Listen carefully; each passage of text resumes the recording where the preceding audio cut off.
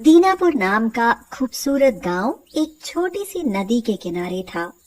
वहां शोभित नाम का एक लड़का अपनी माँ सरस्वती के साथ रहता था। जब वह छोटा था तभी उसके पिता की मृत्यु हो गई थी। आजा बेटा, नाश्ता कर ले और फिर स्कूल जा, देर हो रही है, मुझे भी कुछ करना है। ऐसे नहीं माँ, मैं ऐसे नहीं खाऊंगा। मुझे ये रूखी रोटी अच्छी नहीं लगती। मैं तो दूध के साथ खाऊंगा, मुझे दूध भी चाहिए। बेटा, वह हमारे यहाँ नहीं है। अच्छा रुक, अभी पड़ोस में बंसी के यहाँ जाकर देखती हूँ, उसके यहाँ दूध होता है। वह पड़ोस के बंशीधर के यहाँ जाती है और कहती है, भैया बंसी, मेरे शोभित को दूध के बिना खाना अच्छा नहीं लगता है, मुझे एक गिलास दूध रोज दे दिया करो। इसके बदले में तुम्हें हमारा काम भी करना होगा। मुन्ने की माँ बीमार रहती है और हम बर्तन धोने के लिए एक बाई की तलाश कर रहे हैं। तो ऐसा करो, तुम दोपहर को मेरे बर्तन धो दिया करना और उसके बदले में मैं तुम्हें दूध और कुछ रुपए भी दूंगा। ठीक है भैया। इसी तरह गांव में सबका एक दूसरे से कनेक्शन जुड़ा होता है। नगद रुपयों की बजाय सामान और काम करके भी काम चलाया जा सकता है। सरस्वती दिन भर मजदूरी करती और जब मजदूरी नहीं मिलती तो गांव में ही जिस किसी का काम मिलता तो कर लेती। शोभित को वह अच्छे अच्छे कपड़े पहनाती, अच्छा खाना खिलाती और स्कूल में पढ़ाती थी। तुम कितनी कमजोर हो गई हो माँ। जब मैं बड़ा हो जाऊंगा तब मैं तुम्हें कुछ भी काम नहीं करने दूंगा। मेरा राजा बेटा नौकरी करके रुपए लाएगा और मैं रानी की तरह बैठकर राज करूंगी। अच्छा माँ, मुझे एक अच्छी सी कहानी सुनाओ। फिर वह उसको अच्छी अच्छी कहानियां सुनाती थी। शोभित आराम से सो जाता था। किसी किसी दिन ऐसा होता कि खाने के लिए कुछ भी नहीं होता तो सरस्वती खाना नहीं खाती और बस शोभित को ही खिला देती। माँ, आओ मेरे साथ खाना खाओ। बेटा, मेरे पेट में दर्द हो रहा है, मैं खाऊंगी ना तो बीमार हो जाऊंगी। शायद बदहजमी हो गई है, खाने से तो और भी तकलीफ बढ़ जाएगी। वह पानी लेने के लिए जाती है। शोभित अपने लिए दाल परोसने के लिए भगोने का ढक्कन खोलता है तो चौंक पड़ता है। अरे, ये तो बिल्कुल खाली है। अब समझा, माँ के लिए कुछ रह ही नहीं गया है। जो कुछ था उसने मुझे खिला दिया और अपने लिए बहाना बना रही है ताकि मुझे पता न चले और मैं आराम से खा लूं। उसकी आंखों में आंसू भर आते हैं। इन मुसीबतों के साथ शोभित बड़ा होता जाता है। उसकी शहर में नौकरी लग जाती है और वह अधिकारी बनता है। उसके बाद उसकी शादी हो जाती है। सरस्वती भी शहर में आकर कुछ दिन रहती है। बहू सीमा उसका जीना हराम कर देती है।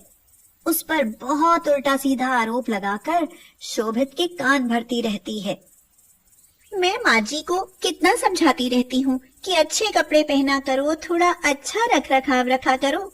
आखिर आप एक अधिकारी हैं, आपसे मिलने वाले लोग आते हैं तो इन्हें देखकर कहते हैं कि आपने एक नौकरानी रखी हुई है। ये हमारी जानबूझकर बदनामी कराती है। हाँ, तुम ठीक कह रही हो। हमारा स्टैंडर्ड है और ये उसको गिराने में लगी हुई है। इससे तो अच्छा है कि ये गांव में जाकर रहें। माँ, आप गांव में रहो, मैं आपका खर्चा भेज दिया करूँगा। बेटा, अगर मेरे रहने से तुम्हारी बदनामी होती है तो मैं गांव में रह लूंगी। मैं तुम्हारा खर्चा लेकर क्या करूंगी?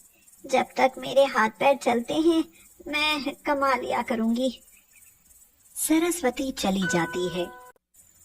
अचानक एक दिन शोभित बीमार होता है।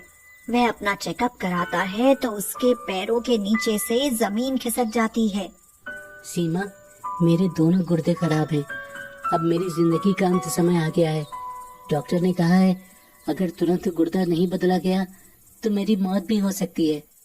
वह पूरी कोशिश करता है, रिश्तेदार, दोस्त, परिचित सबसे कहता है, लेकिन उसे गुर्दा कहीं नहीं मिलता। ना ही कोई दानकर्ता मिलता है। अचानक एक दिन एक गुमनाम दानकर्ता उसको अपना गुर्दा दान कर देता है, जिससे उसका ऑपरेशन होता है। 15 दिन अस्पताल रहने के बाद शोभित ठीक होकर अपने घर पर आ जाता है। उसकी पत्नी सीमा उससे कहती है, देख लिया तुमने अपनी माँ का प्यार। दुनिया जहान के लोग आकर तुमको देख गए, लेकिन तुम्हारी माँ तुमको देखने तक नहीं आई। हाँ। शोभित अब अपनी माँ से बहुत नफरत करने लगा था।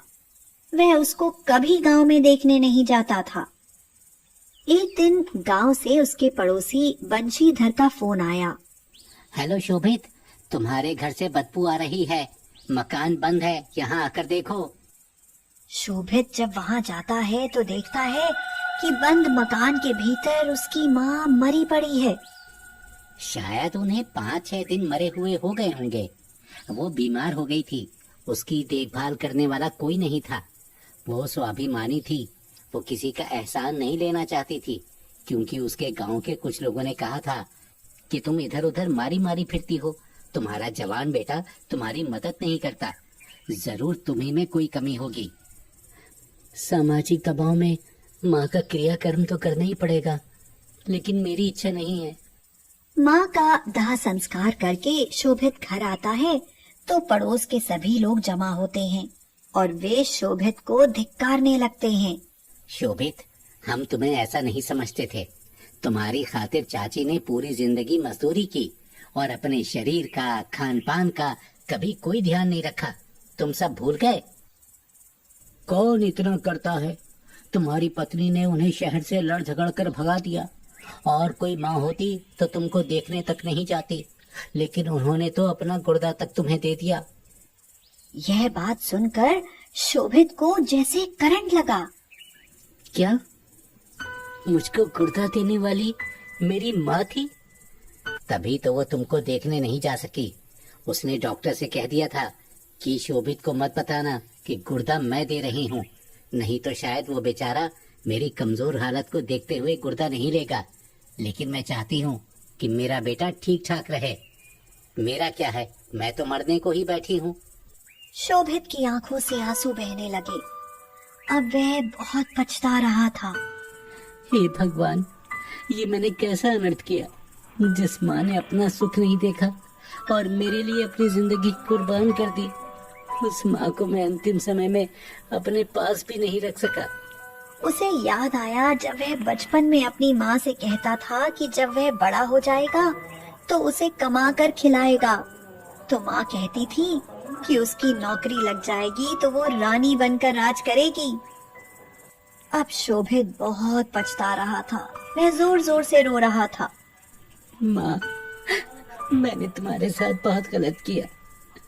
अपने नालायक बेटे को माफ कर देना माँ, मुझे माफ कर देना। मैंने तो तुम्हें एक दमड़ी तक नहीं दी और तुमने फिर भी मेरे लिए जिंदगी कुर्बान कर दी। मैंने तेरे साथ दुश्मनों से बर्ताव किया माँ, मुझे माफ कर दे माँ, मुझे माफ कर दे। वह सिर पटक पटक कर रो रहा था, लेकिन अब सिवाय पछताने के क्या हो सकता था।